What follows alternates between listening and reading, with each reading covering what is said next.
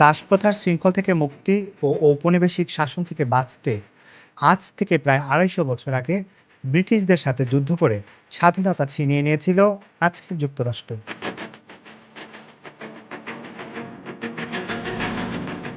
এই ২৫ শতাব্দীতে পৃথিবীর বুকে নিজেকে প্রতিষ্ঠা করেছে এক অজেয় শক্তি হিসেবে। গোটা দুনিয়া এখন চলছে মার্কিন রাষ্ট্রনায়কদের ইশারায়। কোন জাদুর কাঠির ছোঁয়ায় হলো তাদের এই উত্থান? যুক্তরাষ্ট্র কিভাবে একটি সুপার পাওয়ারে পরিণত হলো? এত শক্তিশালী হওয়ার জন্য তারা আসলে কি করেছিল? দর্শক, জানবো আজকের উন্মোচন টেলিভিশনের এই আয়োজনে। আপনাদের সাথে আছি আমি নকুল সরকার। ১৪৯২ সালে ইতালির অভিযাত্রী ক্রিস্টোফার কলম্বাস উত্তর আমেরিকার কিছু ক্যারিবীয় দ্বীপ আবিষ্কার করেন। এরপর ইউরোপীয়রা আমেরিকা সম্পর্কে জানতে পারেন। ঔপনিবেশিক ইউরোপীয়দের আগমন ও আক্রমণে ধ্বংসের মুখে পড়ে দক্ষিণ আফ্রিকার সভ্য সমৃদ্ধ ইনকাম মায়াদের মতো সভ্যতাগুলো।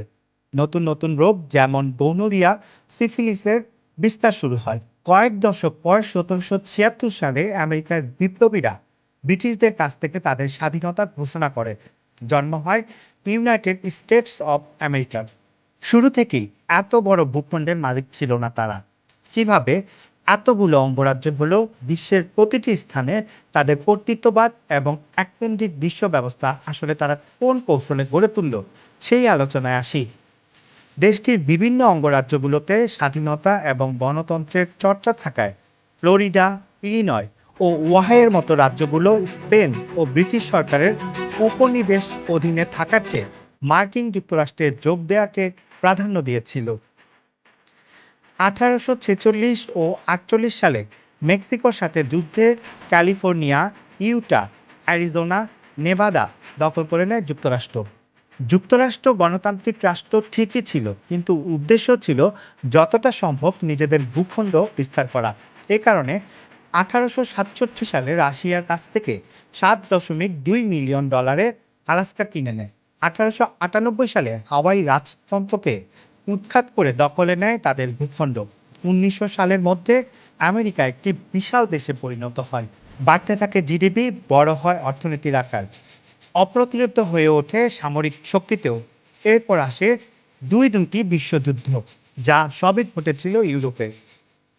ফ্রান্স, জার্মানি, যুক্তরাজ্য, ইতালি, স্পেন যখন দুইটি বিশ্বযুদ্ধে নিজেদের মধ্যে লড়াই করছিল, যুক্তরাষ্ট্র তখন সাইডলাইনে বসে এই দেশগুলোকে অস্ত্র সরবরাহ করতেন। বিশ্বযুদ্ধে অসংখ্য মার্কিন সেনা মারা গেলেও অর্থনৈতিকভাবে কিন্তু ক্ষতিগ্রস্ত হয়নি যুক্তরাষ্ট্র, বরং আমেরিকাই ছিল একমাত্র দেশ যার বিশ্বযুদ্ধ থেকে লাভবান হয়েছিল। দ্বিতীয় বিশ্বযুদ্ধ শেষ পর্যায়ে ৪৪টি মিত্র দেশ একত্রিত হয়ে তাদের মুদ্রা স্থিতিশীল রাখার জন্য সেগুলোকে মার্কিন ডলারের সাথে যুক্ত করার সিদ্ধান্ত নেয়। মার্কিন ডলার পরিণত হয় আন্তর্জাতিক মুদ্রায়। এরপর আইএমএফ এবং জাতিসংঘের মতো সংস্থাগুলো প্রতিষ্ঠা হয়, যেখানে ধীরে ধীরে বিশ্ব মোড়ল হয়ে ওঠে যুক্তরাষ্ট্র।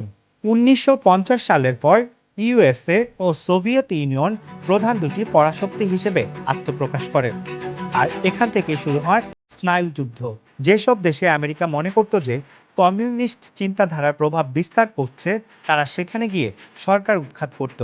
কখনো বিরোধীদের অর্থায়ন করে, কখনো সন্ত্রাসী বিদ্রোহী গোষ্ঠীকে মদদ দিয়ে, আবার কখনো সরাসরি বিপ্লবীদের হত্যা করে। এর অভ্যন্তরীণ রাজনীতিতে হস্তক্ষেপ করার কারণে এসব দেশও এক পর্যায়ে সরাসরি আমেরিকার উপর নির্ভরশীল হয়ে পড়ে। আর এভাবেই যুক্তরাষ্ট্র আরও শক্তিশালী হয়ে ওঠে।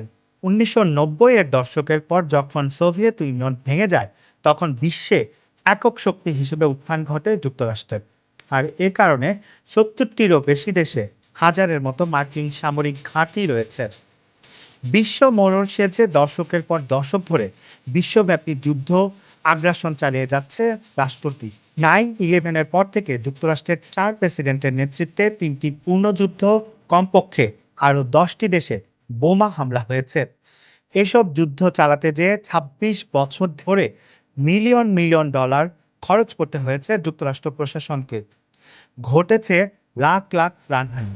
দেশটিতে কিছু প্রেসিডেন্ট সামরিক শক্তির উপর অতিরিক্ত গুরুত্ব দিয়েছিলেন, যেমন Ronald Reagan, Richard Nixon, George W Bush এবং ডোনাল্ড ট্রাম্পের কথা না বললেই নয়। অন্যদিকে কিছু প্রেসিডেন্ট শান্তিপূর্ণ জোট গঠনের দিকে মনোযোগ দিয়েছিলেন। Woodrow Wilson, Theodore Roosevelt, Jimmy Carter ও বারাক ওবামা তাদের জন্য দেশ শান্তিপূর্ণ পথে এগিয়েছে। উড্রো উইলসন ছিলেন সেই প্রেসিডেন্ট যিনি আমেরিকাকে প্রথম বিশ্বযুদ্ধ থেকে দূরে রাখার সিদ্ধান্ত নিয়েছিলেন এবং 1917 সালে তখনই হস্তক্ষেপ করেছিলেন যখন এটা স্পষ্ট ছিল যে আমেরিকার হস্তক্ষেপে যুদ্ধ শেষ হবে। দর্শক, আজ এই পর্যন্তই। দেখা হবে আগামীতে নতুন কোনো বিষয় নিয়ে।